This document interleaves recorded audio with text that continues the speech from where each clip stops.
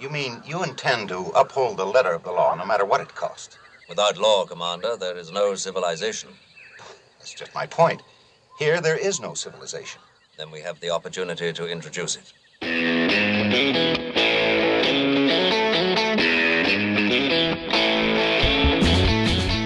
Hello and welcome once again to the Cine-Files, where each week we enter the world of a great film, we explore its themes, the history, the filmmaking, and the influence it has on us today. My name is Steve Morris. I am a filmmaker and directing instructor in Los Angeles, California.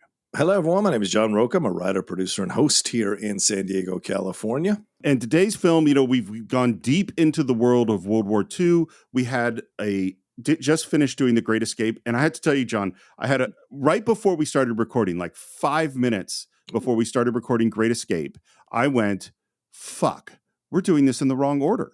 Bridge on the River Kwai, I'm very linear in my thinking. Yeah, I see what you're saying. Bridge on the River Kwai was made 6 years earlier than The Great Escape. So obviously you should do the earlier movie first. But we were already prepped. We were about to record. I hadn't prepped Kwai. We didn't have any other movies. So I was like, well, it's no choice. We had to do these in the wrong order. And I'm so glad that's the order we did them in, because so much of seeing Great Escape, there are actually a whole bunch of connections between Great Escape and Kwai, and watching the less heavy, less serious one first actually informed all these thoughts and ideas I had watching Kwai. So it just shows that despite the fact that I think in a linear order, that is not always the right way to do things. Yeah. You got to ride the wave of the universe. Sometimes it'll guide you to the right place, and sometimes it won't, but you'll learn something from it. So you're saying I should somehow let go and be less controlling, John? Well, there's no hope for that, but maybe a little bit, I would say, for sure. Can you tell me how you first came to Kwai?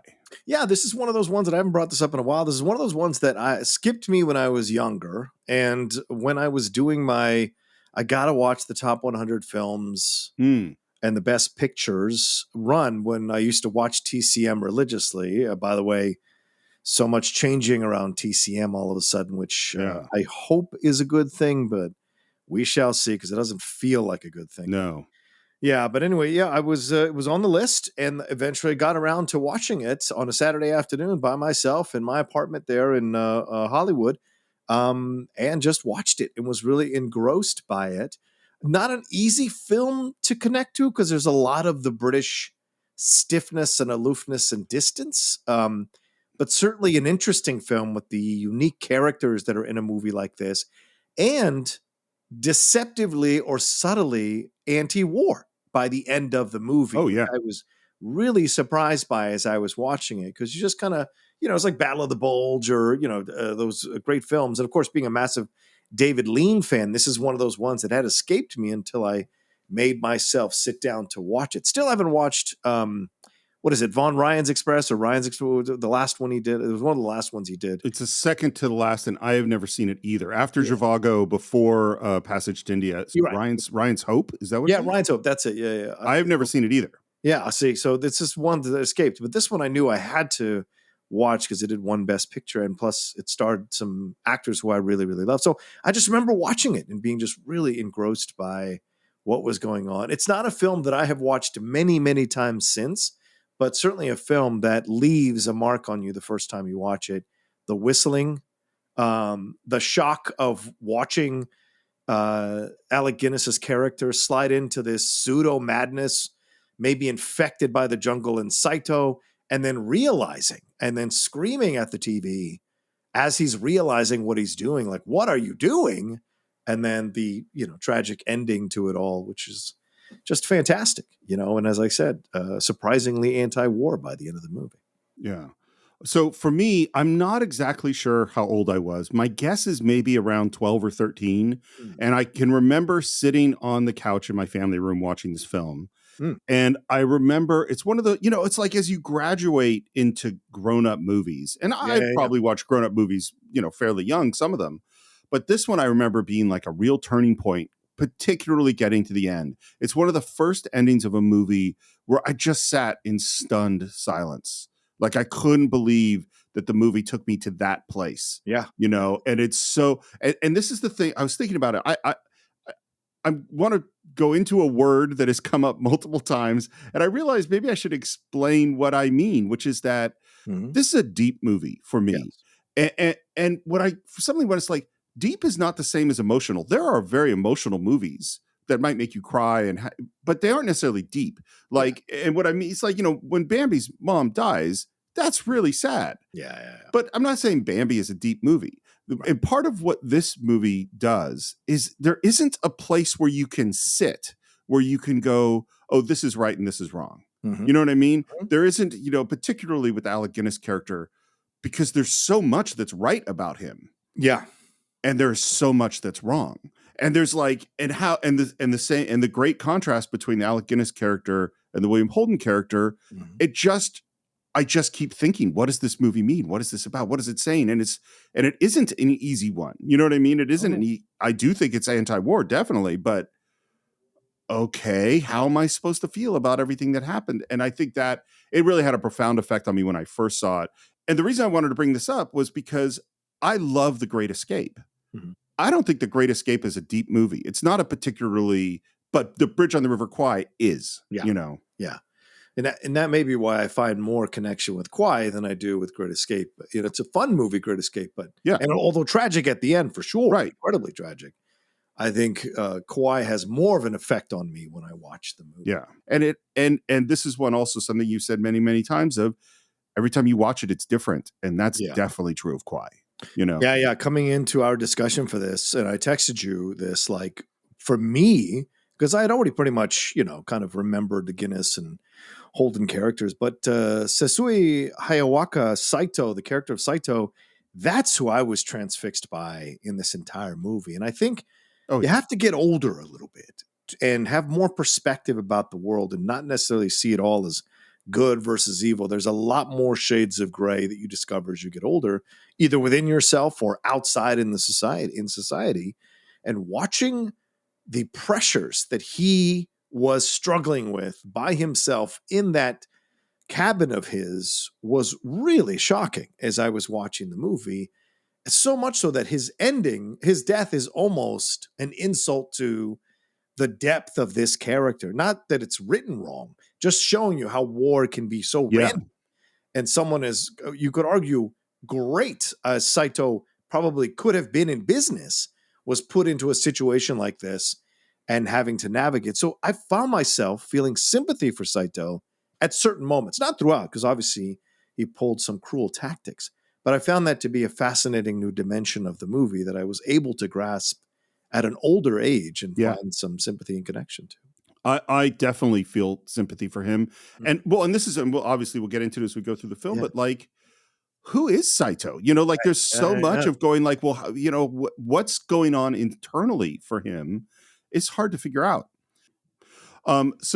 Obviously this is not based on a true story, but it is based on real events in the building of the Burma Railway from 1942 to 1943. And to say that this was a tragedy of epic proportions and that it was a tremendous cruelty and very clearly war crimes is just, it's impossible to underestimate the level of suffering that went on at this time under the Japanese occupation, both in terms of British and American soldiers that were forced to work on this railway, but also in terms of the civilian population. I think it's tens of thousands of soldiers died on this railway and hundreds of thousands of civilians, I believe. Yeah.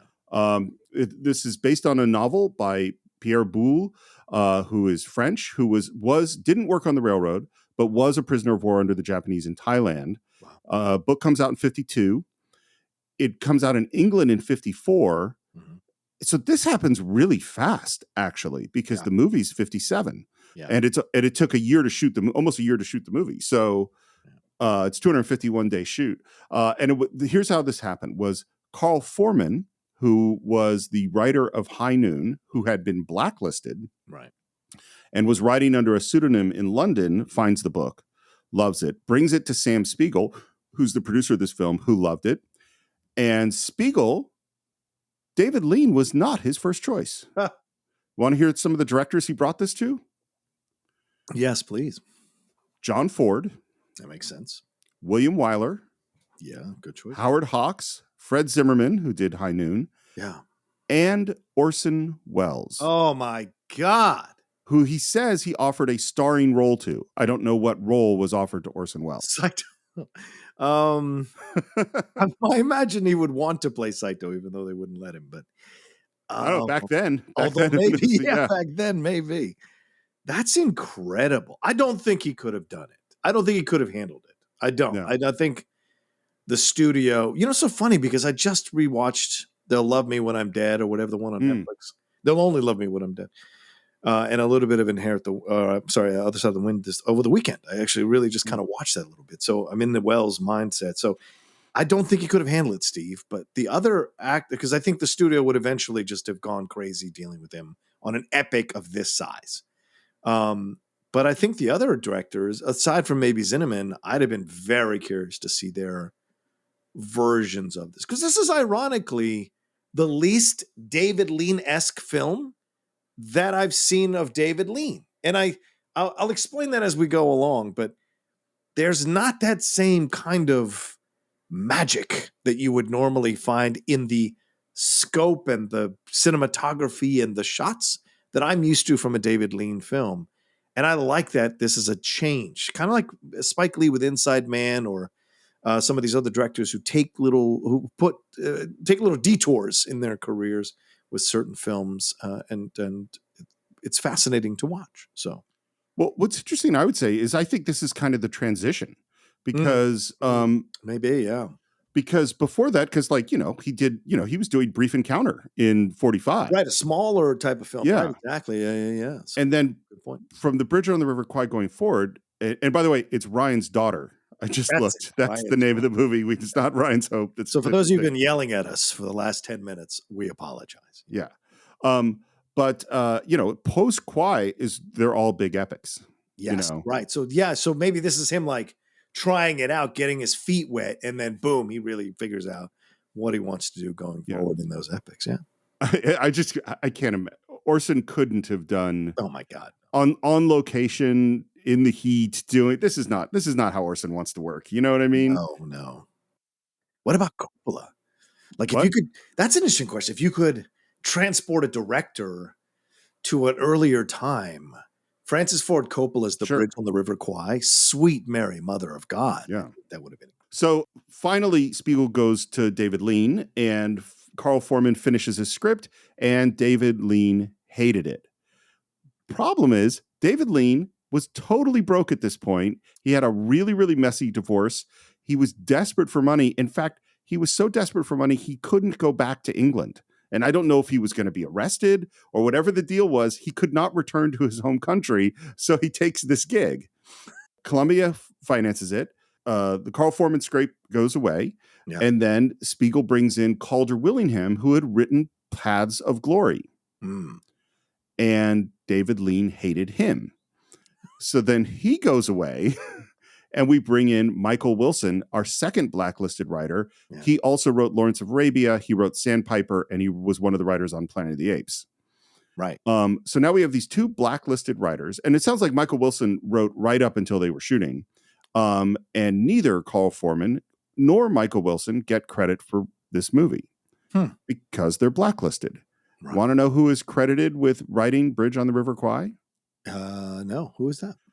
Pierre Boulle, based on his novel, despite the fact that he spoke no English. There you go. And Pierre also wrote Planet of the Apes. Yep. So an interesting author. Yeah. So you bring on a writer who would future work with or adapting a Pierre Boulle novel in Planet of the Apes down the road. So maybe cutting his teeth on this one. So initially they thought we're going to shoot in Yugoslavia. And I don't, because they had some good deal in Yugoslavia or something. Yeah. But then they get there and they're like, you know what? We can't make this look like a jungle in Southeast Asia. That's just not going to happen. So they ended up shooting in Ceylon, which is now Sri Lanka. And they normally, for a movie like this, you go to the War Office and you get cooperation from the War Office so you can use all the cool military toys with the British military. The head of the British War Office in Southeast Asia was a general during World War II, and his biggest cause was former prisoners of war.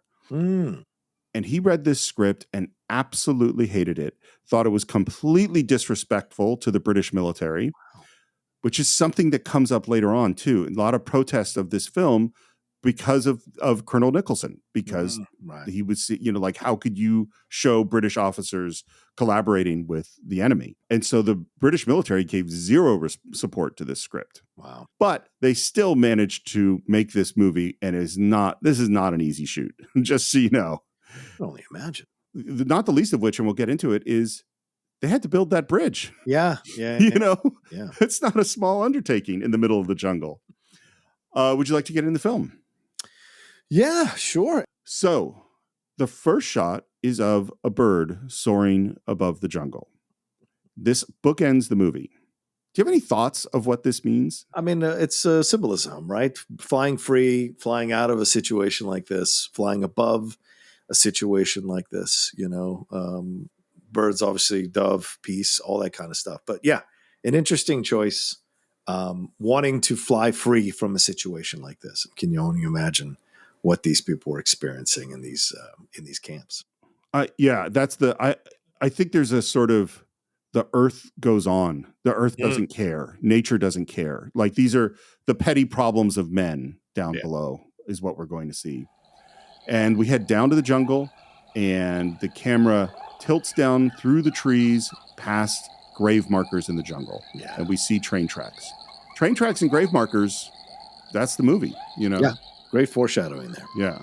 And we hear the train whistle, and the train blasts past us, and we see the end of the railroad and men slaving on these tracks. Yeah. And then we cut to soldiers on essentially what looks like a death march. The music is heavy, the tension is building. And one of the things we see in our credits, by the way, is that this is CinemaScope. And CinemaScope it's so funny because we're at this era today where film is under threat. Movie theaters are under threat. Yeah. And this has happened multiple times in history. This one, by the way, today seems like the one that actually is really real, because all the other ones, film survived. But at the time, in the mid-50s, TV is getting bigger and bigger and bigger. Yeah. And so they go, we need to do something that differentiates going to see a movie from going to see a TV show. And at the time, before things like CinemaScope and Cinerama and Panavision and all those other things, the aspect ratio of a movie in a movie theater was the same as the aspect ratio of your TV set, which is 4:3. And so they go, we want to make widescreens. And I'm sure we talked about this before, but just for our audience, the easiest way, and what most movies shot on film still do to this day, is you just cut off the top and bottom of the frame, and now you have widescreen. So when you see a movie shot on film that's 1.8.5, which is the least wide of the widescreens, that's all they did. You're just not seeing the top and bottom. You think you're getting more. In fact, you are actually getting less. Yeah. What CinemaScope is really interesting, which is it's shot with what's called an anamorphic lens, and an anamorphic lens squeezes everything. Or stretches everything. So what you do, you're still shooting on that same 4:3 piece of 35 millimeter film, but you have a lens that squeezes a wide shot to fit on that 4:3 film. And then when you go to project the film, you have the opposite lens on the projector that stretches the image back out. That is what CinemaScope is. Anyway, I think this watching these guys march is just brutal. Yeah. And then we see, for the first time, Alec Guinness as Colonel Nicholson. Yeah. David Lean wanted Noel Coward to play this part. And the rumor is Charles Laughton as well. Which is nuts. I would have loved to have seen Laughton play the role. That would have been interesting, Charles. Very underappreciated actor, Charles Laughton. Great actor. Yes. So good. He also apparently went to Ronald Colman and Ralph Richardson. Oh, I could see that. So Ralph Richardson? Yeah, sure. And Alec Guinness was way down on the list. And what's so funny is that this is the beginning of a long relationship of making films together when both of them pretty much hated each other. Oh, really? Guinness and Lean? Oh, yeah. I mean, I think and maybe they resolved it. It sounds like they had a tumultuous relationship on all three of the big films they made together. This, and Lawrence, and Zhivago. Gotcha. And Alec doesn't want to do the part. And he asks Lean, what kind of character is this? And Lean says, oh, your typical upper class English bore.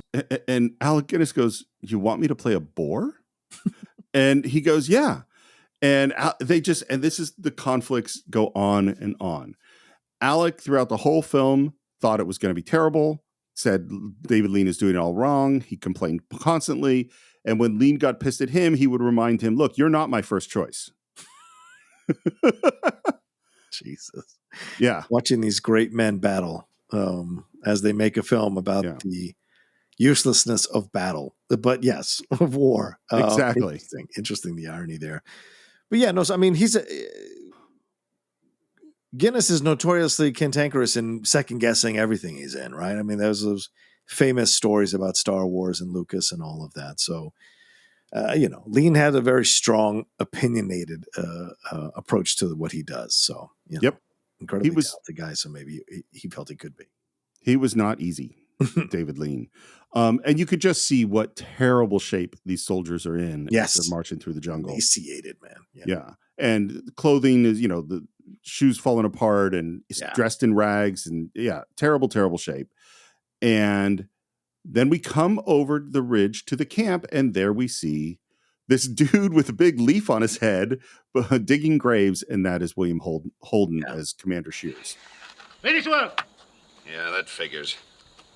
Those new prisoners see us digging graves, they might all run away. Unusual actor to be in a film like this, Holden. So I like that he's a part of this, and adds that American element to the movie, which I think is essential as a balance to Nicholson. And Clifton being in the middle between Nicholson, right. Which we haven't talked about, Clifton, who's also James Donald in The Great Escape. So, so fascinating stuff. There is no American in the book. Guess why there's an American in this movie? To sell the movie. Yep. Really? I don't understand this at all, but apparently the first person they went to play the American was Cary Grant. Oh. You can't see Cary Grant play. Well, it's just so different from Holden, You're right. Because, he'd have. Yeah, I don't know if I don't know if Cary Grant makes sense in the jungle necessarily. So, okay. Cary Grant is so classy in his Cary Grant way.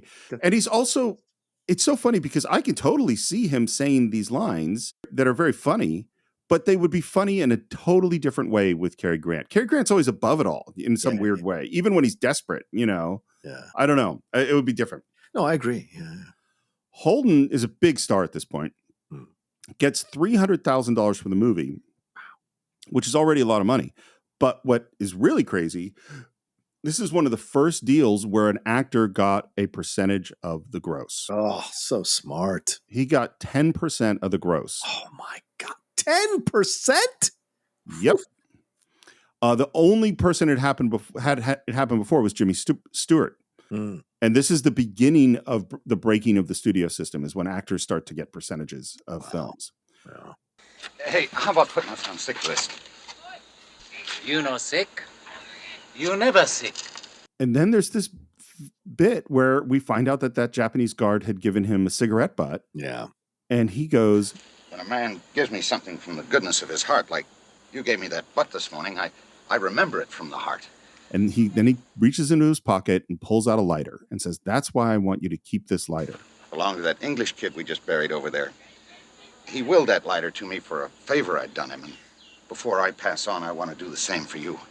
Now, this is a fascinating scene, intro to this character here that Holden is playing here, Shears, because we find it when you watch it now after having seen the movie, you can see that this is not an officer. You can see that this is a grunt. You can see that this guy is kind of has it in his instincts to shuck and jive and make certain deals and be nefarious in his manipulations here. When you're rewatching it, the first time you're watching it, you're just seeing a guy who's, clearly just trying to have some kind of connection with Japanese guard and get himself out of some work. But you also see that, and this must have been revolutionary in 1957 to show this, because we're 12 years out of the war. Yeah. That you're seeing this somewhat connectable humanity between them in an exchange here in terms of the butt and the cigarette lighter in this. You see that, you know what, we're all just kind of doing our country's bidding, but at the base, we're still human beings. And there is possibilities to negotiate even in something small like this, you know? And so I find that to be a fascinating intro for the character of Shears. I was going to say this later, but there's actually a Saito at the camp that was building this bridge. He was a sergeant, and the commander is a colonel named Tuzi.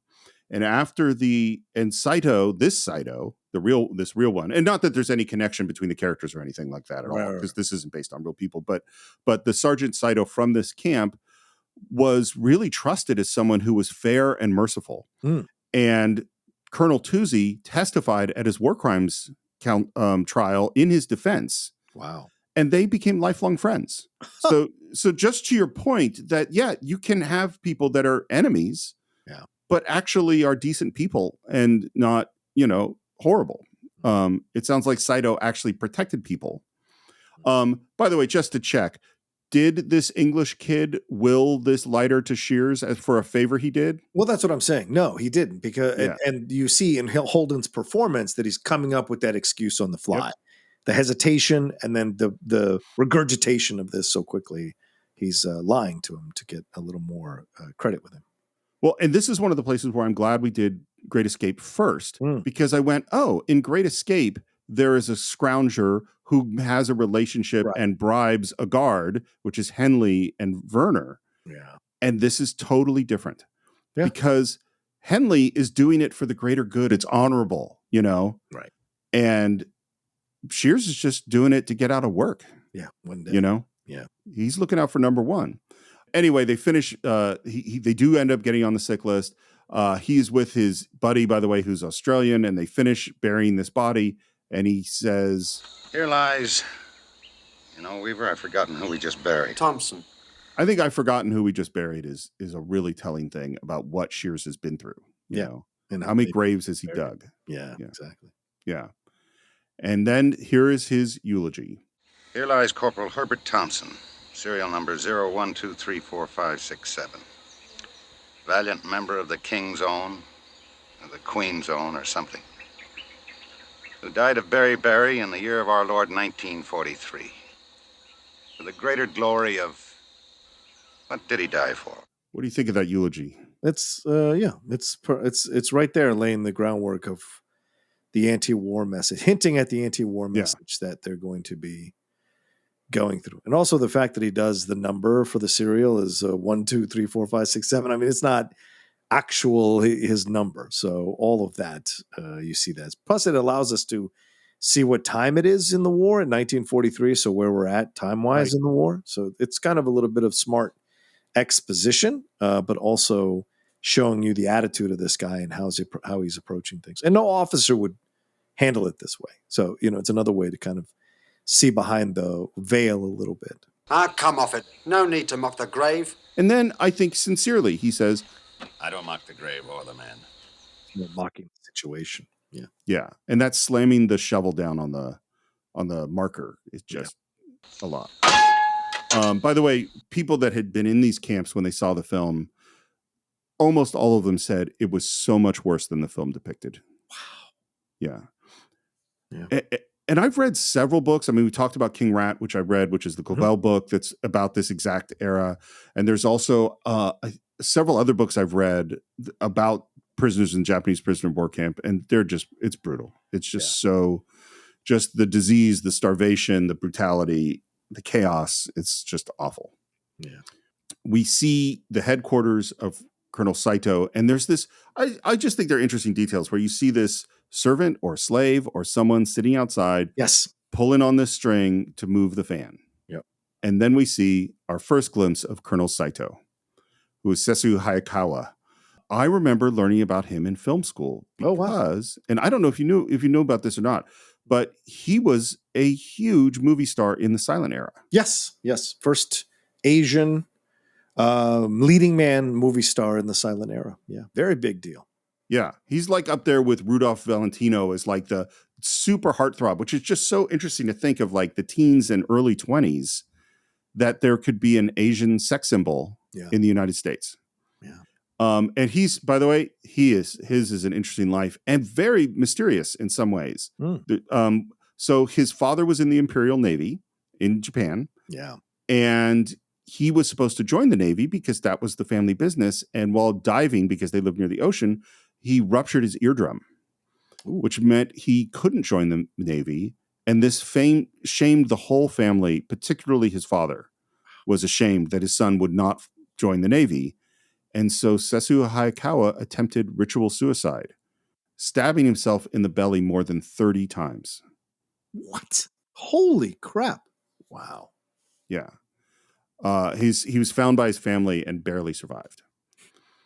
So he heads to the United States to study economics at the University of Chicago, and he is not a fan of the U.S., doesn't like it, travels to Los Angeles with the intent that he's going to go back to Japan. And while he's in L.A., he's literally in Little Tokyo in Los Angeles, which is still a neighborhood in Los Angeles. He decides to act in something. This is 1914, just on a whim, as far as I could tell. Yeah. By 1950, he's earning $5,000 a week as a movie star. 1 year later. 1915? Wow. 1915. 1 year later. Jesus. And to be clear, $5,000 in 1915 is $150,000 today. That's what he's earning a week, a year after he starts acting. Jesus. And then I had always assumed, the narrative in my head was that, he must have gotten killed by the talkies. You know, right. As soon as talkie pictures came along, he wasn't going to be a big movie star. That's not true. He left Hollywood in 1922 under very mysterious circumstances.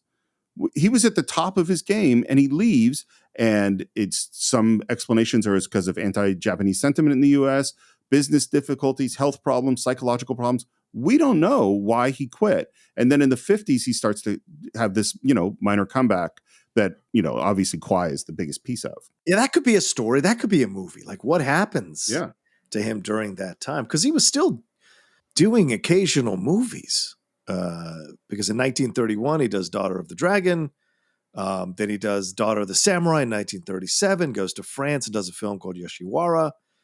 So really interesting stuff. So he was still somewhat performing at times, and then eventually gets the resurgence, as you said, in the 1950s. And he gets up and goes to the window because he hears whistling. Yeah. And this is obviously the signature theme of this film. Yeah. This is Colonel Bogey's March, which was actually a army march that was written in 1916 by a British major. But the thing about it was really, all the soldiers would know it because they had dirty lyrics to it. Of course. And David Lean, what he wanted was something for the soldiers to do that would essentially mock their captivity, mock the Japanese, like show that they were undaunted by what was happening to them. Yeah. And I found some of the lyrics from this era. And as you know, I have a beautiful singing voice, which I'm very proud of. Yes. Would you like me to sing a version of the lyrics sung by British soldiers in World War II? I mean, if you feel like it, sure. Hitler has only got one ball. Goering has two, but very small. Himmler is somewhat similar, but poor Goebbels has no balls at all. What do you think? About the level of what I would expect. I've served in the military myself, and the lyrics we used to come up with was on some of our marches. So yeah, it's not a surprise to me at all, but it fits for what they're doing. Well, and I never knew that there was a secret message here for soldiers. Yeah. That if you would serve, as soon as you hear that, you know about the lyrics. Yeah. But I didn't know about the lyrics. Although I do think Bart Simpson sings a version of this at one point. Oh, no surprise. But I thought it was the Simpsons inventing these lyrics, not that they actually go back to the British Army. And then they go, but we can't, of course, use those lyrics because the studios would never let us get away with it. And so then it's David Lean's idea for them to whistle. And I knew this before I ever saw the movie. I knew the song before I ever saw the movie because kids would whistle this growing up in elementary school and middle school. And I never connected it other than it was a cool like little ditty until I saw the movie. And I was like, oh my Right. God, is this where it's from? So here's just a very dumb discovery I had about this song, which is, as you know, I love The Great Escape, and Karen also loves The Great Escape. And there was this one point where I kept trying to come up with the Great Escape theme, and I kept singing Bridge on the River Kwai. I kept doing Colonel Bogey.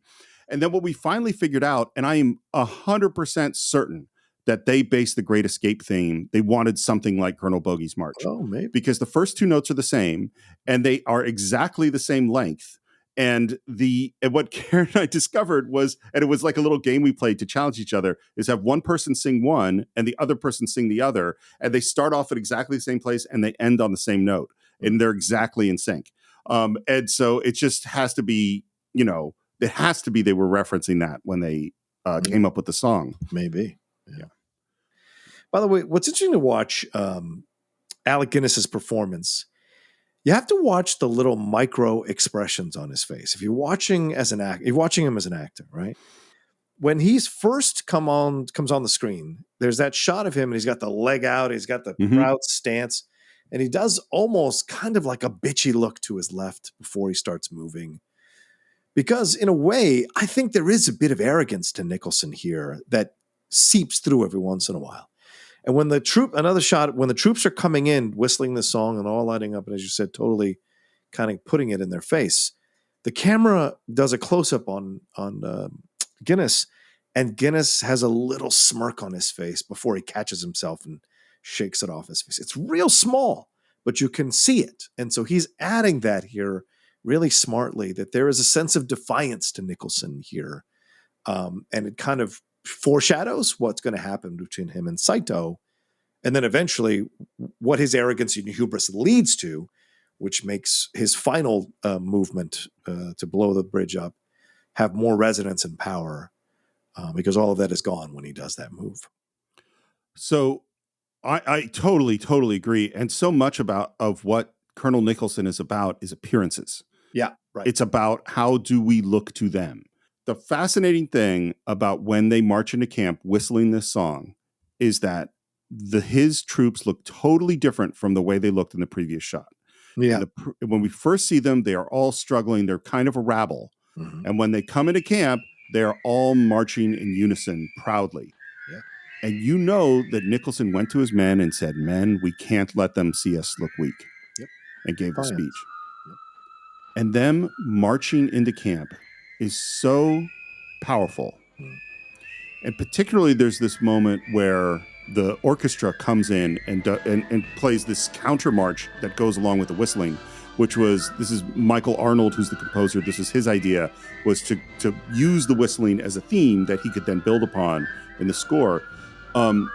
He says he only had 10 days to write the entire score for this film. Wow. That's nuts. Yeah, yeah. When you watch these guys come in, you can see that they're sick, they're wounded, they're tired. Particularly it's that shot of the marching feet because they continue to march in place.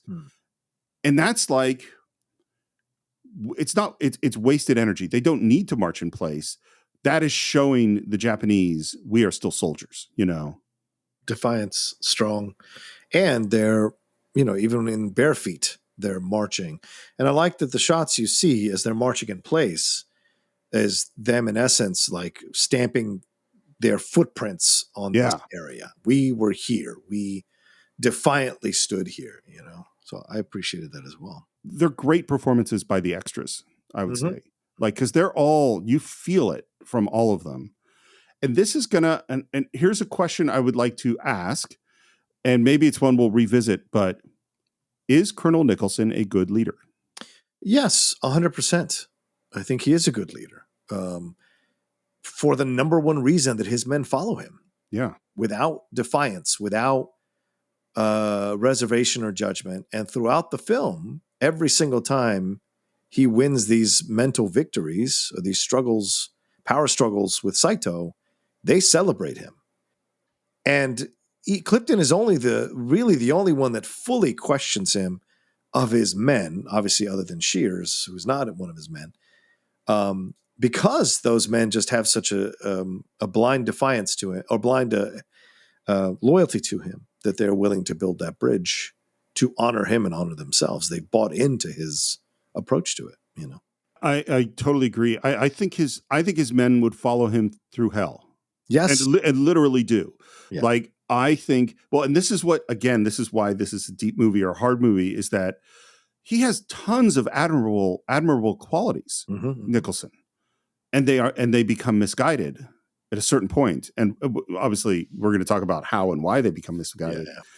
I think the moment where the orchestra cuts out is fascinating because you've had this build as they starts with the whistling, the orchestra joins in, and it feels very triumphant and very cinematic. And when the orchestra cuts out and you're just left with these guys marching and whistling in silence, it like throws you back into into reality in a weird way. Like, no, this isn't triumphant. This is sick, hot, starving men marching in the middle of this jungle, you know. And they order them to stop, and many of the men just collapse on the ground at that moment. That's how much they just gave. And what does Shears say as he watches all this happening? We're going to be a busy pair of gravediggers, Weaver. Look at the body positioning of William Holden in these moments. And you could say, oh, he's just looking under the hatch or thatch that's hanging over the huts there. But there's almost an animalistic look to his physical form when he is looking out and looking at these people. And I think it's a little bit of shame that he has, because he's, in essence, lowering his body, lowering his head, lowering his shoulders. And these men are standing proud as they march, and standing proud in place and marching in place. And so it's an interesting kind of tidbit to look at, to watch the comparison in terms of the body language exhibited by all the people in these back and forths. Well, these are the things I didn't appreciate about the movie when I first saw it, but do now, which is Shears and Nicholson are the opposite. You know? Yeah. Nicholson, it's all about, these are the rules, and the whole purpose of life is to excel within the system, you know, is to show how disciplined you are by not bending in any way. And Shears is like, I'm just surviving, you know? Yeah. I don't care about any of those rules. Those rules are all dumb. That colonel doesn't know what he's in for. You going to tell him the truth, Commander? Of course not. You're neither an officer nor a gentleman. Which I think the first time I saw this film, I didn't catch it all. I think the first time I saw this film, I didn't understand, because, spoiler alert, he's not an officer. He's pretending to be an officer. Right. I think I found out in that scene with Jack Hawkins much later in the film, you know, because I'm not focused on this at the moment, but it does get said right here. Yeah. You British prisoners have been chosen to build a bridge across the River Kwai. It will be pleasant work requiring skill, and officers will work as well as men. As soon as he says officers will work along with men, there is a reaction from Nicholson. Yeah. And then what we hear, which is just so interesting, is that there's no stockade, no barbed wire, no watchtower, because the jungle is the barrier to escape, which is the opposite of the Great Escape, you know? Yeah. Let me remind you of General Yamashita's motto. And Shears says it before him. Be happy in your work. Be happy in your work. And he says, dismissed. And Nicholson salutes and then turns over to one of his men and says, Hughes, get the men to their quarters. Tell Clifton to see to his sick. I'm going to have a word with this fellow. His arrogance is kind of amazing, I think. Yeah. First, he reassures him that they're going to be a well-run camp and that he's going to have his men obey. And then he says, Now then, sir, you may have overlooked the fact that the use of officers for manual labor is expressly forbidden by the Geneva Convention. Is that so? I happen to have a copy of the convention with me and would be glad to let you glance through it if you wish. That will not be necessary. and walks away. Yeah, this whole thing is the beginning of the power struggle between them. And it's Nicholson who starts with the disrespect. Oh, yeah. Because he calls for Saito, who, by the way, they are captured soldiers. So for him to call the commander of the camp as he's walking into his living quarters, as if that man needs to stop for you, there is already a kind of disrespect to Saito. And so then when he walks up calmly to him and starts to tell him all these things, Saito stands his ground and just walks up back into his camp, back into his quarters. But Nicholson stands there with a little bit of a look on his face like, I got you, man. I'm smarter than you. I'm going to get you on this. Right. And so we begin the power struggle in a way that is a little arrogant from Nicholson's side.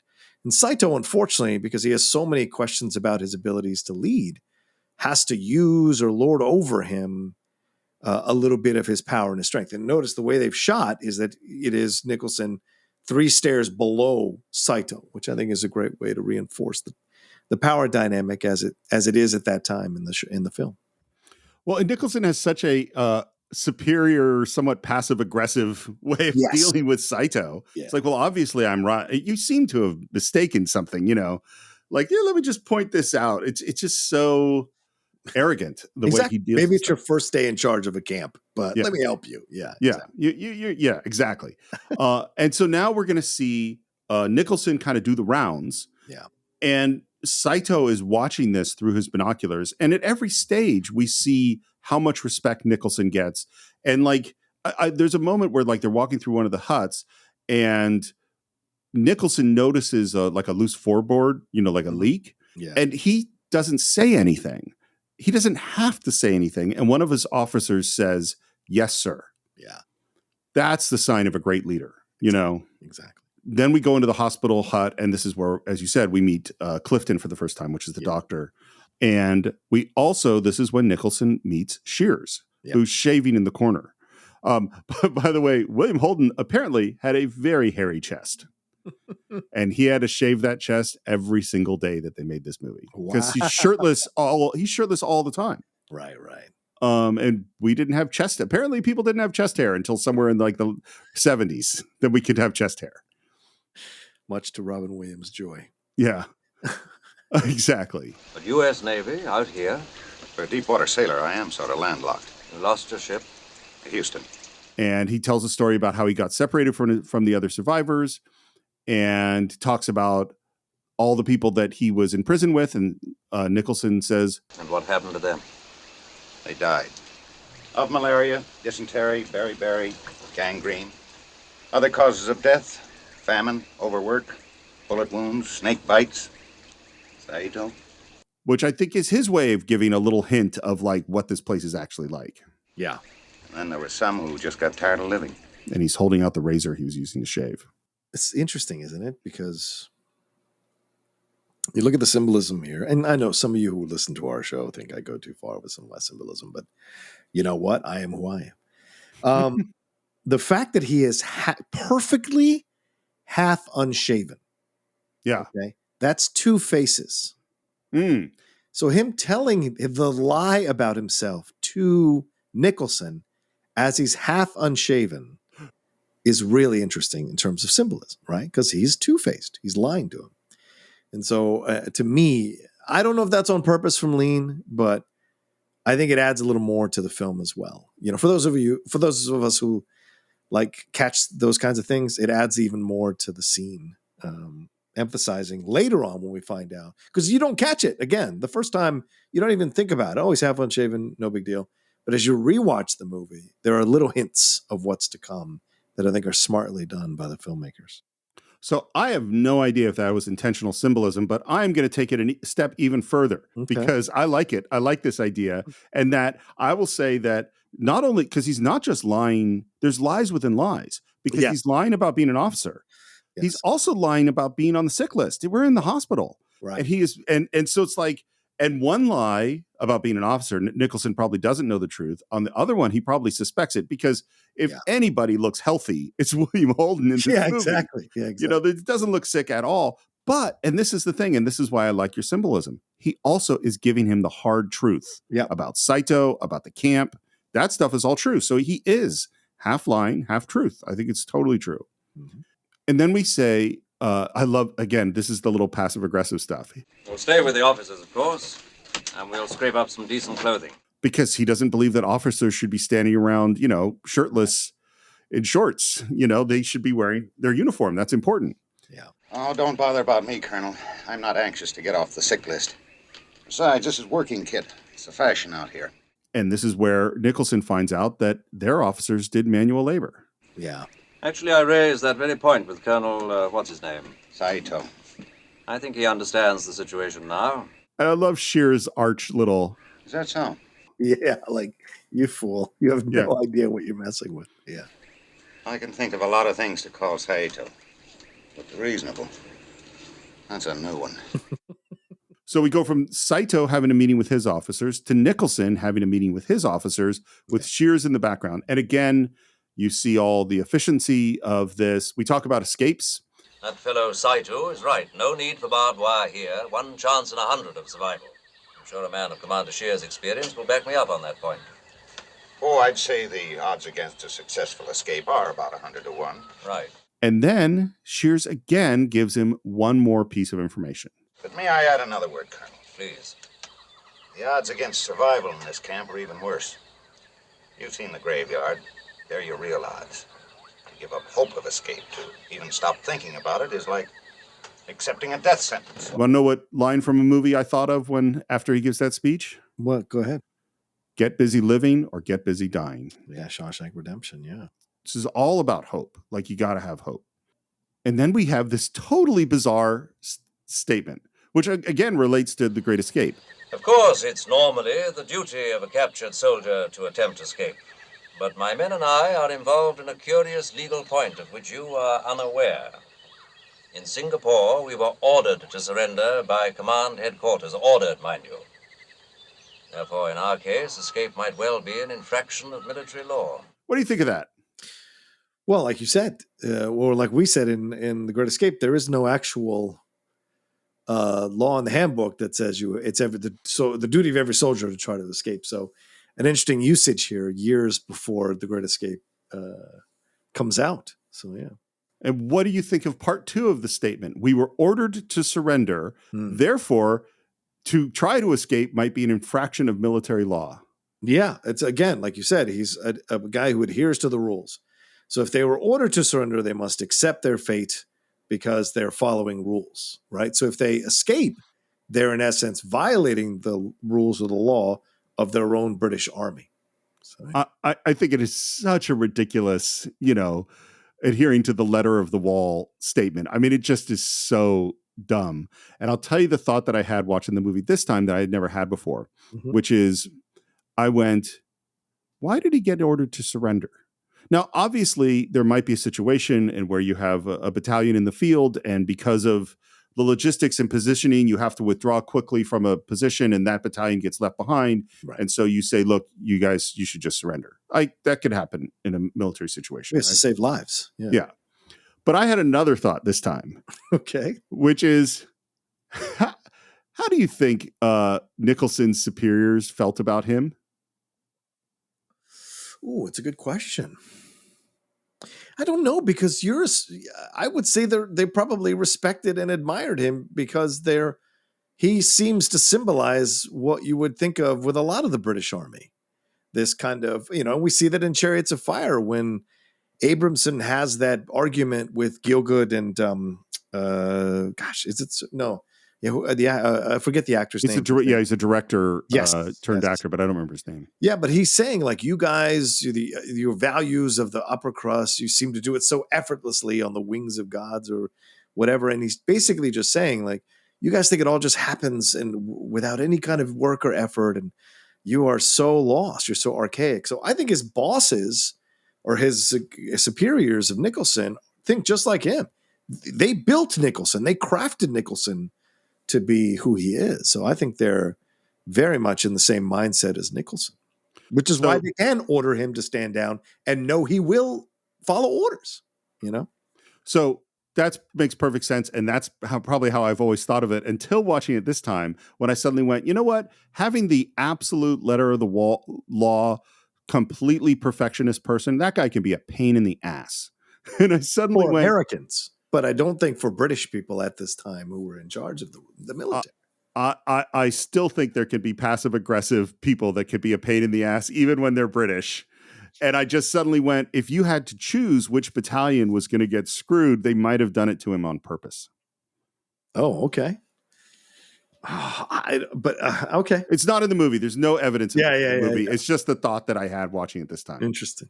Fine. I'm sorry, sir. I didn't quite follow you.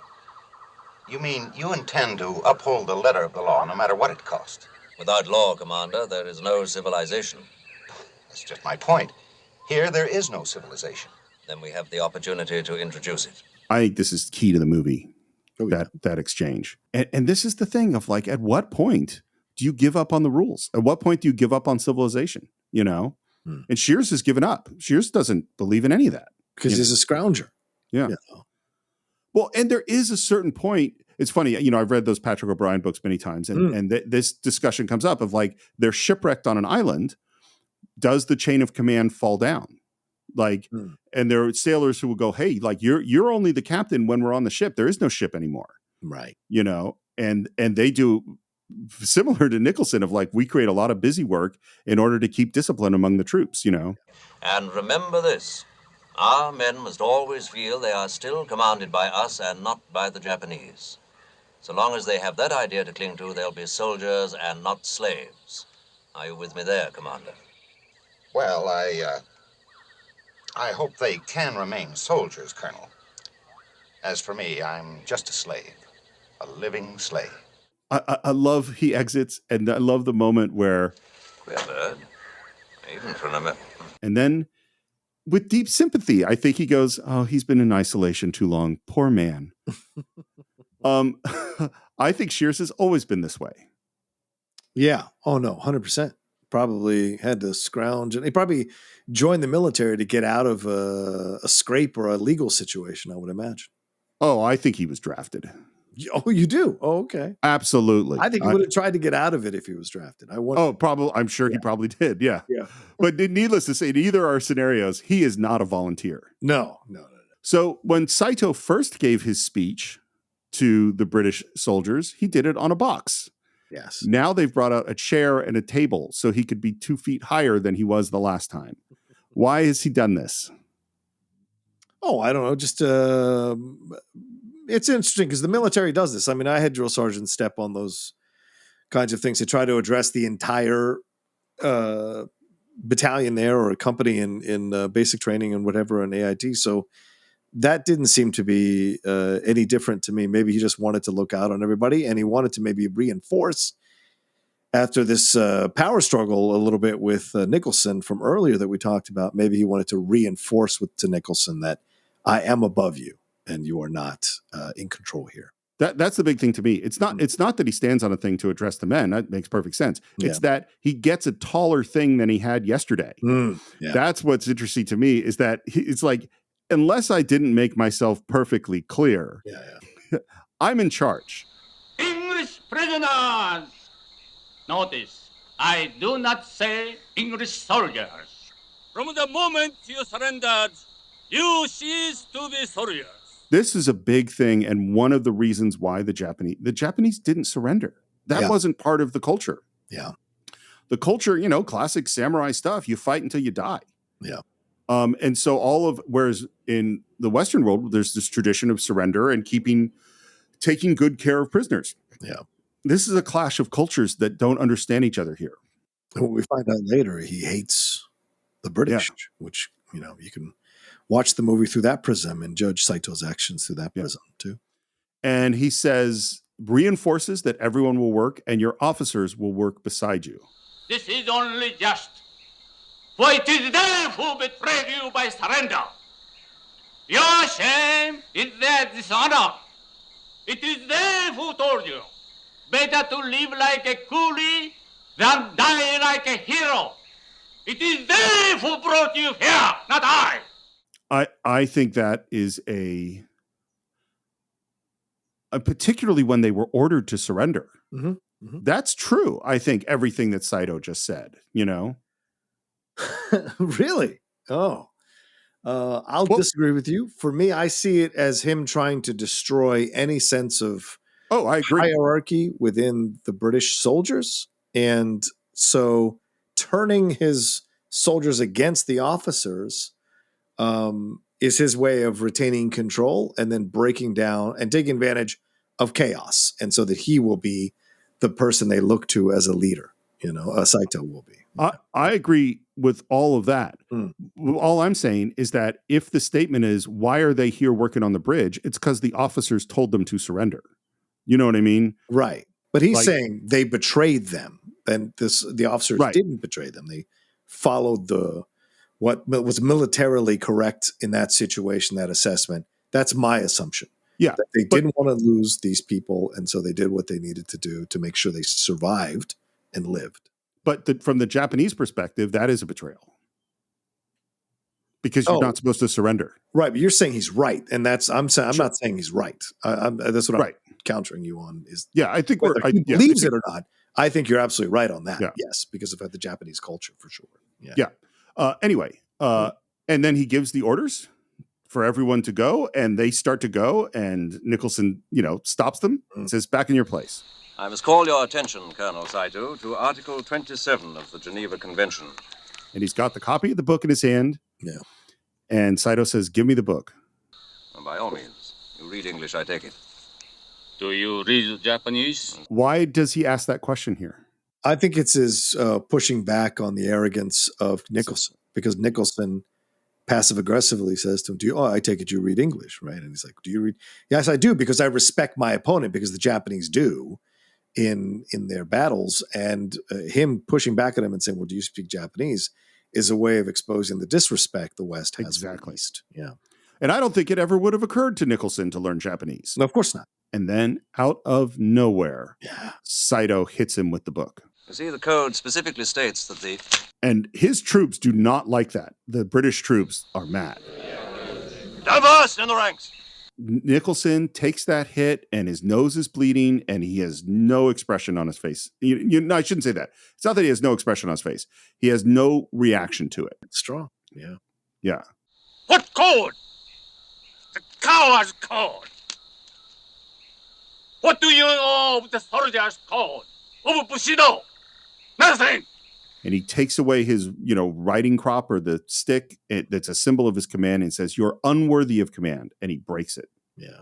And Nicholson walks and picks up the book, wipes it off. Since you refuse to abide by the laws of the civilized world, we must consider ourselves absolved from our duty to obey you. We send the soldiers, the men, off to work. Yeah.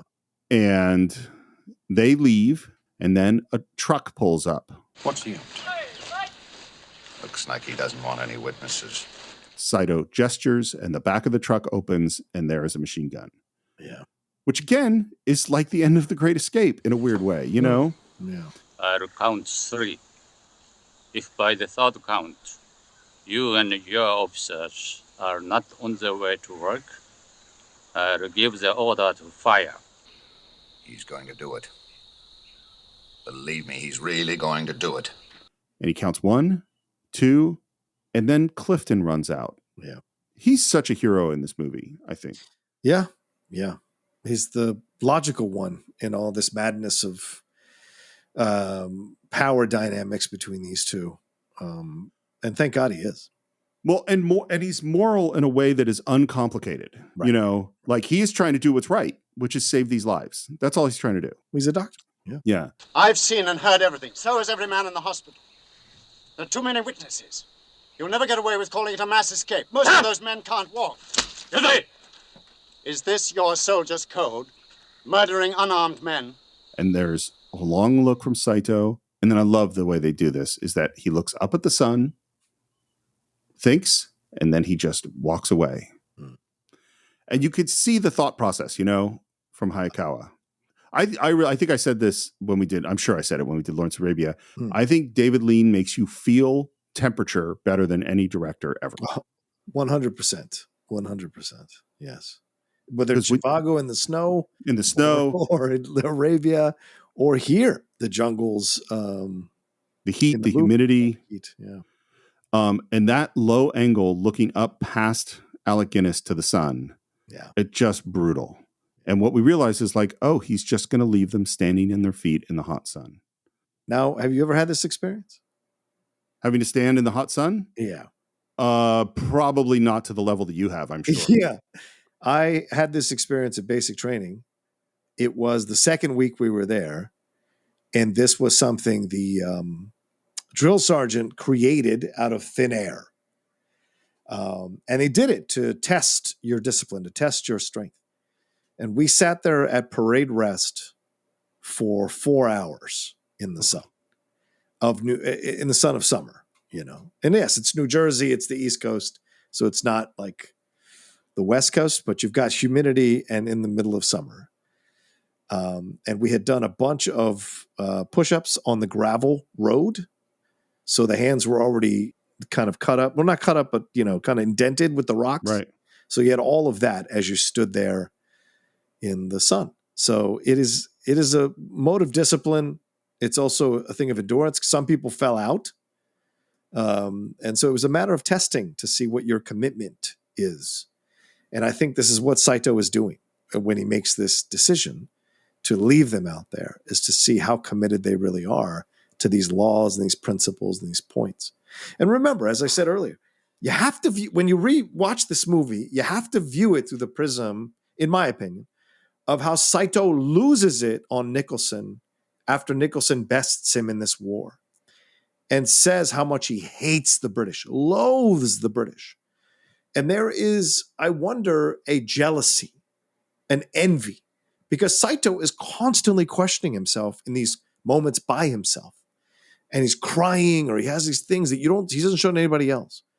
And I think there's a thing of sometimes you hate the thing you can't be, so you must destroy that thing and somehow reclaim power over it by destroying it. And so I think the things that he does here, the fact that Nicholson is so defiant, the fact that Nicholson is so willing to push and take all of his punishment, unsettles Saito, deconstructs Saito in dangerous ways, in interesting ways as well. So yeah, so I love this moment that he puts them out there in the sun. And Clifton is just so smart to come and be in the middle here. It's such an essential part of the movie to balance Nicholson and Shears and Saito. He is the man in the center amongst this triangle. And it's so important that he exists in this film. Well, he's the one you can kind of, I can relate to Shears too, because he's a fun character, but like you have Nicholson that's all code. You have Saito living by a different code. Yes. But surrounded by all these rules. And then you have Shears who's like no code, you know, and then you have Clifton who's just like trying to be a good human, you know. One other thing, and this comes up later, but about Saito is Saito wanted to be an artist. Like, this isn't what he wanted. Yeah, right, exactly. Yes. He's like, I think Nicholson is a born soldier. Like this is, you know, that he chose this career. He wants to be great at this career. Saito fell into being a colonel. Right. You know, right.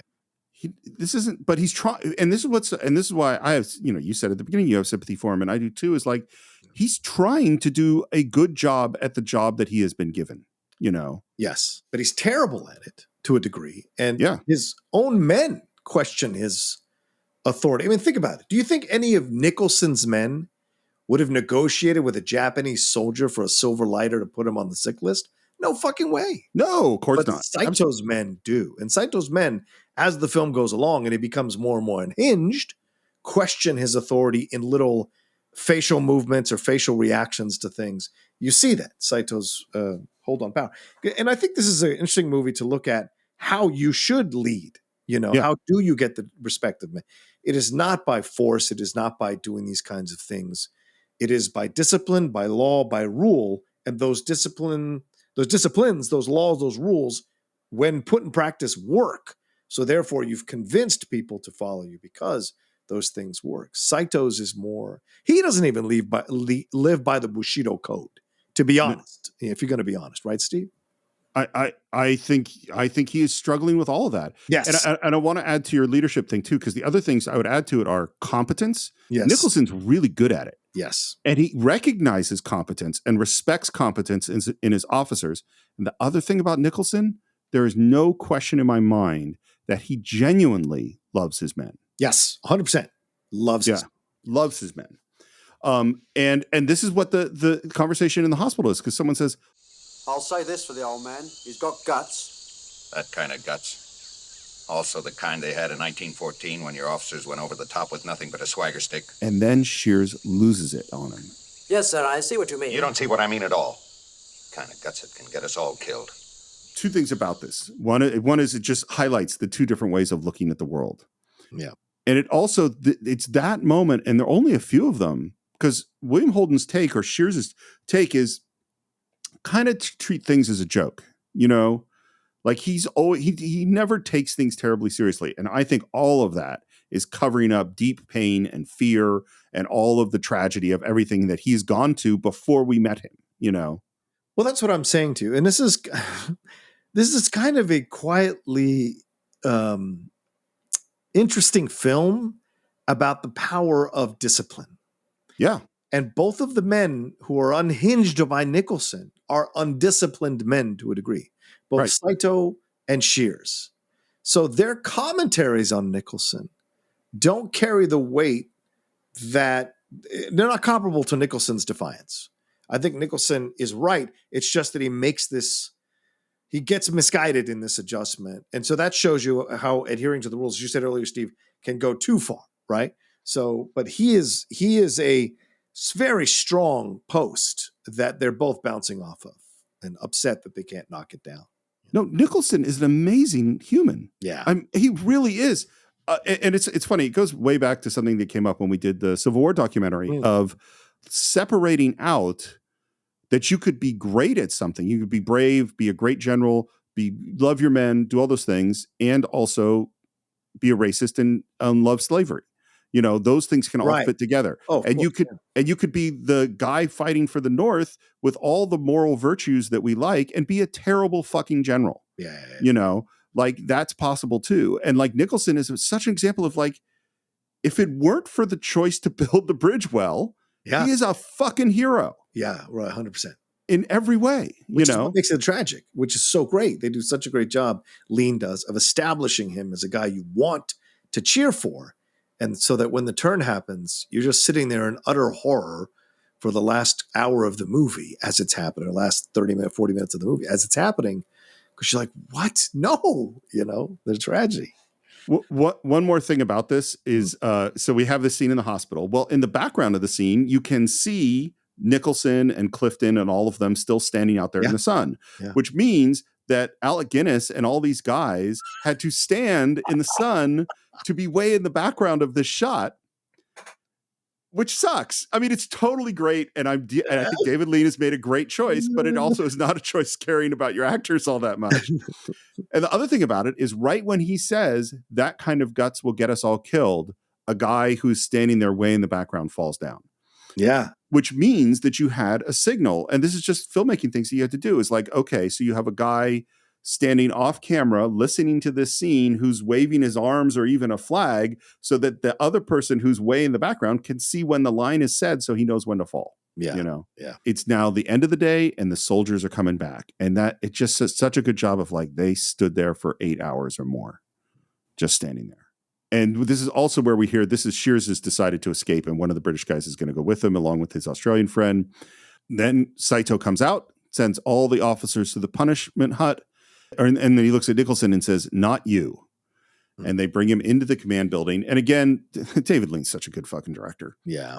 Because you see him go in silence, and then there's just this explosion from the men and music. Because suddenly they realize the colonel's out of their sight and they don't know what's going to happen to him because they love him.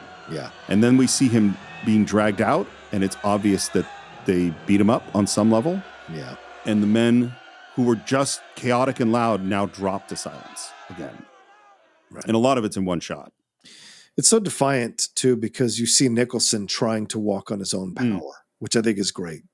They are dragging him, but he is trying to walk with his own feet, because he doesn't want his men to see him weak, you know? Yep. And so there's a strength in that. And then eventually he just gives up and he's dragged for the rest of the way. So I love that. And you're right. The men are silent because it is shock and horror and awe at this situation, you know? They put him in the oven. And then because they love him, they give him 3 cheers. Yeah.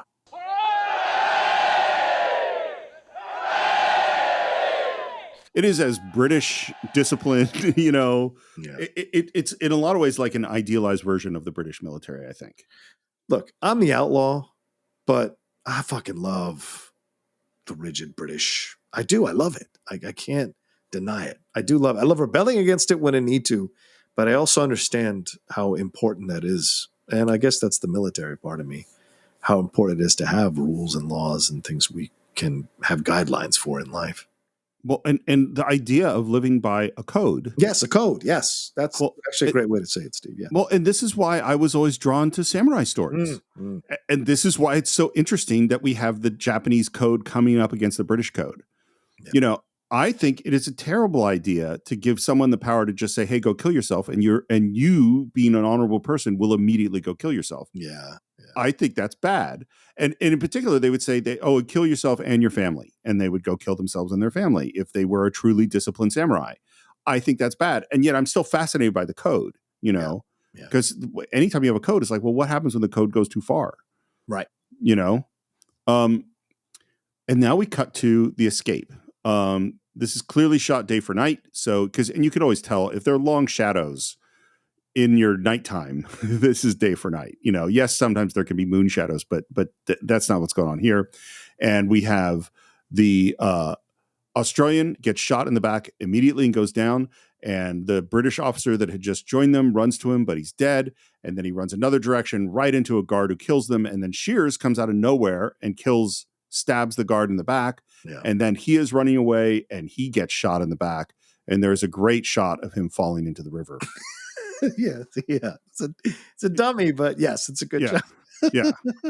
It's weird because it is so obviously stiff. Obviously. Yeah. It's weird to me that they didn't just have a guy jump off a cliff into a river. Right. I agree with you because, I mean, that's not that much of a jump. And by the 50s, we'd seen a lot of interesting stunts. So you would think it wouldn't be an issue. But yeah. And of course, we know that Shears isn't dead. And they bring the bodies in the camp and we see Shears pull himself onto rocks. And then we cut out to the bridge where we see the labor going into the bridge. And we also see the chaos and the sabotage. And I love that, like, the engineer has to dive into the water out of the way of the falling wood, beams that they've obviously sabotaged. I can't imagine the oven and what that must be like to be in a thing like that. Yeah. And by the way, the implication is he's in there for weeks. Oh yeah, which he'd die. I don't believe a human could survive in that condition for weeks. I haven't read enough POW stories to know, or novels, or not novels, biographies or recountings to know if that was possible. I mean, they have to feed you and they have to give you water, so it would all depend, I guess, on how you can handle. So Dr. Clifton goes to see Saito, and he wants to talk to him about Colonel Nicholson. And I love that as he starts talking about Colonel Nicholson, Saito just hits his desk with a stick. Yeah. And then just pounds the desk more, almost like a tantrum, of like, don't talk about him. It's about Colonel Nicholson. He's been shut up in that hut. I could have you shot. Those prisoners who tried to escape, they were in your charge. I knew nothing about the escape. And then Saito says a really interesting thing. He says, One must even respect those who tried. For a brief moment between escape and death, they were soldiers again. This is what's fascinating about Saito, because he has this pretzel logic that he can, or like I said, the malleable logic that he will fit to any situation that he's looking at and come up with his own idea of it. It's a kind of a light form of madness is what Saito has here, and saying like, well, they were at least, I had to shoot them, but I respected the fact that they tried to escape, which is so weird, because then he says, I'm going to shoot you, Clifton, because they were under your command. Yeah. So it was like, wait, I thought you respected that they escaped. Which is it? But no, it's kind of really just insane to try to make that make sense in your mind. Well, when it fits into the code, that's why they get the respect, That's right. And then he shows Clifton the model of the bridge and how far behind they are, and talks to him about the sabotage, and restates the officers have to work with the men. That's for Colonel Nicholson to decide. As he pointed out, it's against the rules. Do not speak to me of rules. This is war. This is not a game of cricket. He's mad, Your Colonel. Quite mad. The irony. Yeah, because they're going to call Saito mad. Yeah, of course. He is mad. Yeah. I always, by the way, find because it's really a class distinction, particularly in the British Army, between officers and men. Yeah. And I'm always it's weird to me that the thing that he's fighting is that he and his officers shouldn't do manual labor. Right. You know, like, and it'll be interesting later on when they end up doing manual labor. Anyway, Saito lets Clifton go to visit the colonel and try to convince him. And so they open up the oven, and man, I know Alec Guinness wasn't his first choice and all. He's so good in this movie. Oh yeah, please, yeah. And his ability to play genuinely weakened, in obviously suffering, and prideful, and put that veneer of that not showing weakness all at the same time in the scene is great. I just had a word with Saito. That man's the worst commanding officer I've ever come across. Actually, I think he's mad. And the whole time, what is Saito doing? Watching through his binoculars. Oh, of course. Yeah. Sir, you can't stand much more of this. And wouldn't the officers be better off working than suffocating in that hole? The men are doing a wonderful job. They're going as slow on it as they dare. But Saito's cut their food rations. And if he makes the sick men work, well, they're going to die. Because Clifton knows that they have to not build the bridge. Yeah. That's their duty as British soldiers, is to be bad at building this bridge, because building the bridge is helping the Japanese army. Yeah. Nicholson takes in the threat to the sick men in the hospital and says, "Yes, Clifton, I understand. Truly. But don't you see, it's a matter of principle. If we give in now, there'll be no end to it. No." Sir, we're lost in the jungle, 1,000 miles from anywhere. We're under the heel of a man who will stop at nothing to get his way. Principle. No one will ever know or care what happens to us. Which is Shears' argument, basically. You know? Right. I'm adamant. I will not have an officer from my battalion working as a coolie. Like, this is his battleground, is in the oven. Yeah. And they lock him up. It's interesting how they both view escape, Nicholson and Saito. Yeah. You know, Nicholson viewing it as futile, and Saito viewing it as something to be respected, even though he's going to kill you. There's also an exchange between the officers as Clifton is walking back to Saito, and they, you know, because you see the hands peeking out, the eyes peeking out about like, oh, what happened? And well, Clifton shook his head, which means probably the colonel's not going to give in. Yeah. So do you think the officers respect that, or do you think the officers are questioning their devotion to Nicholson at this point? I think it's a great question. I think I would say two things. One is they aren't necessarily all thinking the same thing. But yeah, probably true. But knowing humans, and knowing that while it seems like where the officers are isn't as bad as the oven that Nicholson is in, it's still bad. It's bad because, well, it may not be bad, but it's bad in the sense that they're all in a crammed room. So in a way, Nicholson has more room, even though he might have more heat and it might be more draining. Having all those people sweating and farting and peeing and pooping all next to you, because I'm sure they don't get to walk out and go take a shit in the back of the hut or whatever. Like, they're all stuck in that box together. So it's just six of one, half a dozen the other, really. Well, I don't think Nicholson can stand up. I don't think he can straighten his legs. Oh, good point. Yeah, right. So I think it's much worse just because of that. Fair point. If you would have spent 3 weeks not being able to straighten your legs or change position, not being able to be in many different positions, it's terrible. Yeah. But the reason I bring that up is that I am sure that some of the officers are going, come on, man, let me out of this thing. You know? But I also am sure that they admire Nicholson. Right, true. And Clifton goes back to Saito and says no. It's a wonder he's still alive. Should a tragedy occur, it would be tantamount to murder. He is responsible, not I. Back with Shears, and he's just walking through these rocks, and his canteen is bouncing behind him, and it's scary, and he's obviously at the end of his strength, and then a kite flies over him, which freaks him out, and it ends up, there's a little kid there flying a kite because he's reached a village. Yeah. Back at camp, men are lined up. The engineer is reporting to Saito. And obviously he's in deep trouble because they're not as far along as they're supposed to be. And what we realize is not only is that engineer probably just lost his job, but he's probably going to have to kill himself because of it, because of his failure. Yeah. English prisoners, let us ask the question. Why does the bridge not progress? You know why? Because your officers are lazy. They think themselves too good to share your burdens. It's totally what you're saying before of him trying to drive a wedge between them and the officers. Yeah. But there's another cause. I do not hide the truth. With deep shame and regret, I admit to you the failure of a member of the Japanese staff. I refer to Lieutenant Miura. He is a bad engineer. He is unworthy of command. And he even gives them a day off, and he gives them presents, which are the Red Cross packages that he's been denying them this whole time. Back on working on the bridge, Saito is there, and more chaos, more sabotage, more destruction. Yeah. By the way, this is totally true. British soldiers working on these bridges and on this railroad, they would gather termites and get huge bags of termites and stick them into the wood. They would cut through ropes. They would mix the concrete incorrectly so it wasn't strong enough.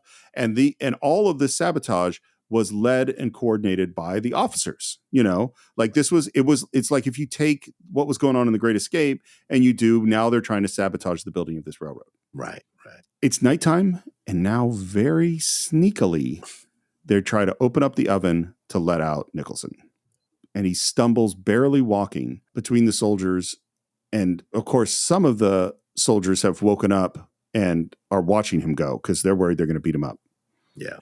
And they bring him into Saito's. And I love, despite being just totally pale and obviously messed up, how Nicholson tries to put himself together. Yeah. Oh my God. Yes. Again, the adherence to appearance, as you said. Yep. Yeah. And I cannot show weakness in front of this guy. Right. And Saito is quite welcoming. Do you mind sitting over here? I am having rather a late supper. And he invites him to join him for some English corned beef. He's got some Johnny Walker scotch from Scotland. And he's trying to be quite polite and hospitable. I spent 3 years in London, you know. I studied at the London Polytechnic. Nicholson chooses not to eat and not to drink. Right. How hungry is Nicholson at this point? Very. Oh my God, are you kidding? Yeah. So it's a huge act of will to not eat the corned beef. I mean, isn't that good corned beef? But yeah, I agree. It's a huge act of will to not eat it. I mean, good corned beef is amazing. I think this came out of a can. It's probably less good. Yeah. Although I prefer pastrami to corned beef, personally. I was not a good artist. My father disapproved. He felt I belonged in the army. I wonder how much of that the actor himself was like, just kind of thinking about the fact that, remember, he tried to kill himself because he couldn't get into the army because of the ruptured eardrum. How much of that he was kind of accessing as he was telling the story. It's very interesting. I think he must have been because he's telling a story about a guy that switched from the arts to the army, and he's a guy who was supposed to go into the Navy and ended up in the arts. Yeah. Right? Yeah. And I love that Nicholson you could see how impatient he is with this stuff. Mm-hmm. I changed from art to engineering. I must tell you, Colonel Saito, I intend to make a full report of your activities in this camp. And Saito has been trying to be polite, and this guy is still just being a pain in his ass. He's like, dude, I could kill you. You're gonna report me? Come on. I must carry out my orders. Oh, quite. My orders are to complete the bridge by the 12th day of May. Time is short. I have only 12 weeks more. And Nicholson, in just totally dismissive tone, goes, no doubt. Therefore, I am compelled to use all available personnel. But no officers, except in an administrative capacity. But the officers are working along the entire railway. You know it. I know it. I'm not responsible for the actions of other commanding officers. Personally, I'm appalled. This by the way is where I keep going. Like, I don't know that Nicholson was that popular with the rest of the British Army. I think you're seeing it from an American point of view. I think he's very popular with his people. I think he's keeping steadfast because there are rules and laws. And in fact, I would think the other officers were looked down upon by the British soldiers because they gave in so quickly. Do you know what will happen to me if the bridge is not ready in time? I haven't the foggiest. I'll have to kill myself. What would you do if you are me? And then this Nicholson is such an irritating person. He says, I suppose if I were you, I'd have to kill myself. Cheers. Then he drinks. Yeah. It's so funny because it's all so petty. Yeah. But also, he is in a battle with this guy, and he's going to win this battle. Yeah. He's refighting the war, in essence, in this back and forth with him. Yeah. And Saito makes more threats for more people to die, and he says, that won't solve your problem. And then, now it's Nicholson's turn to be more polite. But I'm sure we can arrive at a proper solution. Please sit down. Tells him to sit down. I have officers, Reeves and Hughes, for instance, who've built bridges all over India. The men respect them. It's essential for an officer to have that respect. I'm sure you agree. Does he think that Saito's men respect him? No, which is why he's digging in slowly but surely into his point of view. He's removing... He spends as soon as, and it's great because it's as soon as Saito sits and Nicholson stands, the change has happened in terms of power, right? And so him coming forward and saying all this stuff, and there's a calmness, and all of a sudden Nicholson can walk with more confidence. Mm-hmm. He's not stumbling around. He's very clear about where he's coming from, and he offers him a resolution here that would work for both of them, which teases what's going to come. But it's an interesting switch in the dynamics yet again here in this battle of wills between these guys. And this is when Saito informs him that he's now in command, in personal command over the bridge. Really? And may I ask, are you satisfied with the work? I am not. You've proved my point. Which is essentially, he's just said that men won't work well unless they respect their officers. Right. And he says, well, I'm in charge now. And he's like, well, are they working well? No. You proved my point, which means nobody respects you, dude. Yeah. You're a loser. He just called him a loser. Basically. And Saito, who had like the knife out to carve your canned corned beef, stabs it into the table and loses it. I hate the British. You are defeated, but you have no shame. You are stubborn, but have no pride. You endure, but you have no courage. I hate the British. I think that's a window into what must have been going on, right? From the Japanese point of view, both towards the British and the Americans. Like, they could not get them to stop. They could not beat them. They could not, like, why? Why won't you accept your defeat? We are the more superior force. We have been told by the emperor that we are the superior force. Why are you insisting on defying us and having this war? It must have been something as growing up in that kind of environment, growing up with that kind of propaganda constantly being pumped into your media channels, that you would believe that, So I like that he's flipping out like this in this way, the frustration, the anger, all of it. But I also think there's a piece of him, because he said he studied in Britain, that a piece of him admires the British point of view as well. Well, my guess is he wanted to be accepted by the British when he studied there, and he wasn't. Yeah. And the other thing, too, is that this line, you are defeated, but you have no shame. They surrendered, which is a shameful thing to do. So you shouldn't be acting all pride. You're acting full of pride when you fucking surrendered. Yeah. Like, you should be filled with shame. That's what you should be doing. Right. And of course, Nicholson remains totally calm when this guy loses it, which shames him even further and says, pointless going on like this.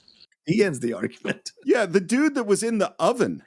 So you better just send me back to the oven, essentially, because obviously you are too uncivilized and out of control to have a reasonable discussion with. Yeah, and this is the strength of Nicholson. Saito's like, oh, I'll you know what? Here's how I'll trick him. I'll bring him in. I'll be nice to him because he's been suffering, and I'll trick him to go along with me. By the way, this is something that people who are listening to us need to understand in a battle of wills. If you're right, stick to your guns that you're right. Because the people who change tactics to convince you that you're not right are the ones who are wrong. And the reason they're changing tactics is because they want to convince you to break what you think is right. And that's the truth. And Saito does that multiple times throughout this movie. And it's the difference where Nicholson is very clear and pure of heart in what he's doing. Saito is not, which is why he relies on these desperate tactics to try to manipulate or convince or trick Nicholson into agreeing to this kind of stuff. So I really appreciate the back and forth between them in every scene that they have. Well, I think it's also too that Nicholson is fighting for a principle. Yes. Saito needs the fucking bridge built. You know what I mean? Like, or he's going to die. It's much more fluid of a principle. Yeah, exactly. Yeah, exactly. But Nicholson would fight for the principle regardless of the circumstances, Right. you know? Right. And Saito looks totally defeated after this meeting. Yeah. And we cut from there to back to this village where William Holden has been nursed back to health. He's everyone is his best friend now. And they put him out on a boat and he sails out into the waves and it's going pretty well. And then he's all alone in the boat. And then he's sailing over this sort of mucky water and he goes to take a drink from his jug and there's nothing in the jug. And he looks down and starts to drink out of the water that he's sailing over. And it's just like, here comes dysentery, dude. Cut to or dissolved to him just lying in the bottom of the boat in agony as it sails off in the sea and he's unconscious. Yeah. So I guess now he's going to die. Okay, we didn't die when he got shot and he went into the water, but now this is it for him. So we're going to go let Nicholson out. The last time we let Nicholson out was the middle of the night and they did it really, really quiet because they didn't want anyone to know about it. Right. This time when they let Nicholson out, they do it in the middle of the daytime. They make a big deal out of it. They drag him out. All the men are there assembled.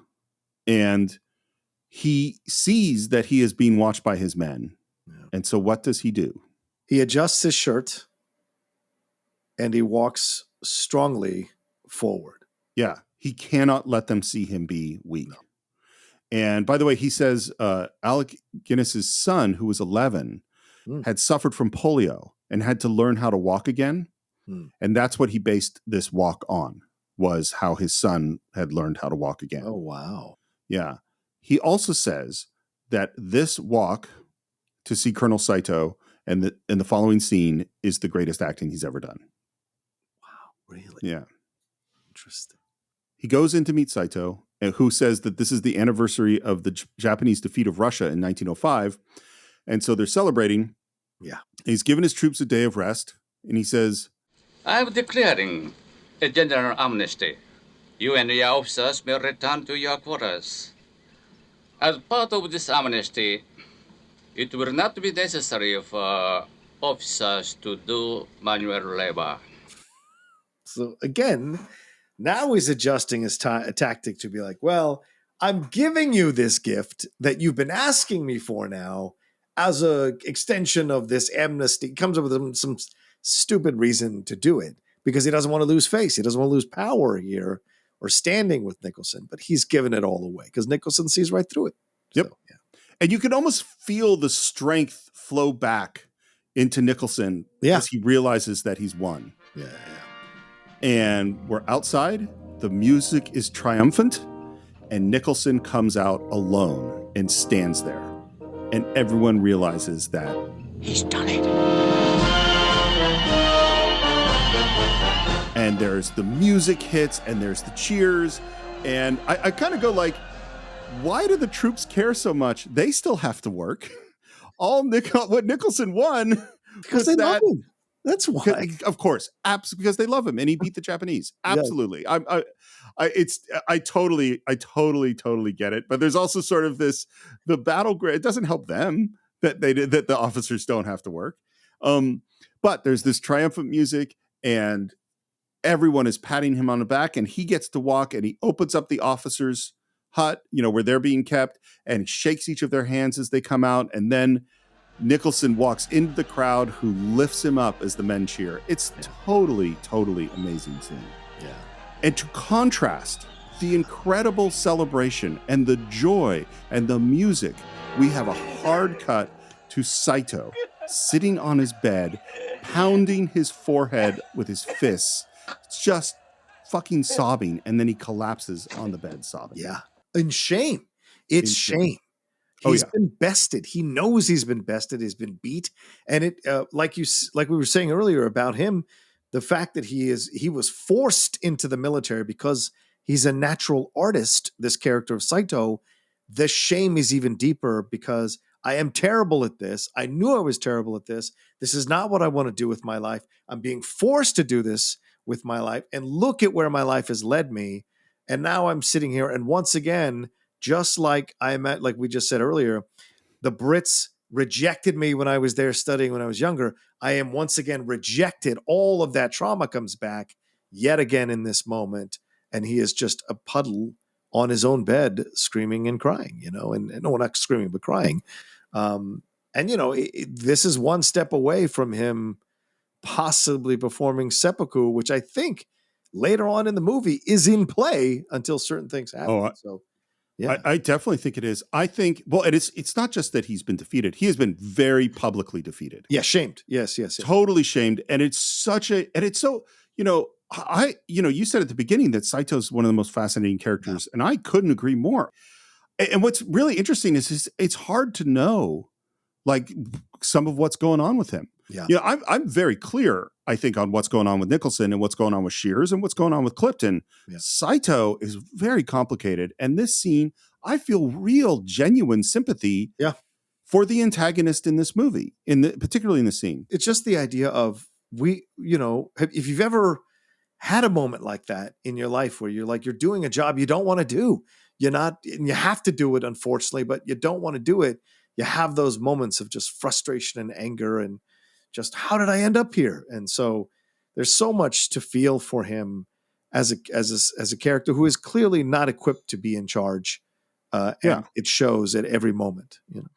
Well, it's funny. Not that they're similar at all, but we talked about Werner in The Great Escape, who he didn't want to be a soldier. He just got, he got drafted. He shouldn't be here, and we felt bad for him. Yeah, Saito didn't want to be here. No, he's doing his best with what he has and the methods that he believes he's supposed to use. Yeah. I mean, I think he's pretending to be a hard ass. You know what I mean? Oh, no, 100%. Yeah. That's why he goes too far. That's why he can't do it effectively, because he's pretending. He has no actual concept of how to do this. So he's all over the place. There's no logic to what he's doing. Yeah. So, and now I will tell you a little behind the scenes about this moment. Ooh. Which is that they shoot the whole thing. They shoot the scene with Alec Guinness. They shoot the thing with him hitting his, at the bed, and David Lean keeps giving directions, and they do more takes and and he's not satisfied. And finally he just calls it, and they stop shooting. He watches the dailies a couple of days later, watches the scene. He's not happy with it at all. Goes, we got to shoot this again. So he goes back to shoot it again. Gets it all set up, and this is what he says to Sessue Hayakawa. He says something like, in front of the whole crew, mind you, all of this is because of you. We wasted all this money and all these people's times because of you and your bad acting, because you failed. Wow. And Sessue Hayakawa, he's really crying after that. That's how he got this shot. Oh my God. Thoughts? That is incredible. I mean, I don't know. I mean, I don't know Sessue Hayakawa personally, obviously. So I don't know if this is a relationship that him and Lean had. And so maybe he surrendered that to Lean and said, like, whatever you need to do to get me into these emotional places, I give you free license to do so. Or maybe Lean as a director just took it upon himself to make this decision and try to see what happened in getting this performance out of him. It's the 50s, Steve. I don't think there was an HR department to handle this stuff. So I'm hoping that it's because an actor and a director entered into an agreement with each other, especially a professional actor who'd been doing it for a number of years, and surrendered that control to the director. in order to serve the piece. Because I'd hate to think that Lean was a guy who berated him in a public way just to get this reaction from him, because you really can't see his face. He's covering through most of it through his fists. Yeah. It's one of those things where I really wish that I could hear Hayakawa what he thinks, because it's all about, if he goes like, because we've heard actors before say the director played this game on me or did this horrible thing, and I'm really glad they did it because I got to the place I needed to get to an actor. And we've also heard many, many stories of this director did this horrible thing to me, and it was horrible, and they're a horrible like Shelley Duvall in The Shining, where Kubrick was just awful to her, versus, I think, Martin Sheen getting drunk and breaking the mirror. I think Martin Sheen's happy about the way that went, even though it was, Coppola was being brutal with him. Right. It's like, I don't know which one this one is. I do know that they had a lot of Sessue, his English isn't that good. So he was under a lot of pressure, and they had to redo a lot of takes because he just wasn't clear what he was saying. Right. So I do know it was hard on him there. And I also know, there's later on, saying to Alec Guinness, "You're not my first choice," repeatedly throughout the shooting of the film. David Lean is not a touchy-feely, warm and fuzzy guy. Yeah. 100%. But the moment is certainly powerful. Yes. And at this moment, we have all of our characters poised for where the film is going to go. Nicholson triumphant, Saito shamed and defeated, and Commander Shears sailing off into the distance to we know not where. And I think that is as good a time as any to end part one of our exploration of the bridge on the River Kwai. As always, we'd love to hear your thoughts. You can visit us on our Facebook page. Just do a search for the Cine-Files, and you can subscribe to the show at all the useful places. If you haven't left a review on Apple Podcasts, please do so. They definitely help. If you want to support the show, you can do it at patreon.com/the Cine-Files.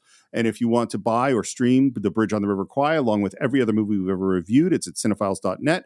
And if you want to reach me, you can do it at SR Morris on Twitter, SR Morris1 on Instagram. And we are just finishing Star Trek, the animated series, on Enterprise Incidents. John, how would people reach you? You can always find me at The Rocha Says on Twitter, Instagram, and TikTok, The Outlaw Nation on Twitch, and all my other podcasts, the Geek Buddies, the Hot Mic, that are out there for you all to enjoy, and my YouTube channel, youtube.com/John Rocha Says. And so I think that's it for this week. We will see you next time for part 2 of The Bridge on the River Kwai right here on the Cine-Files.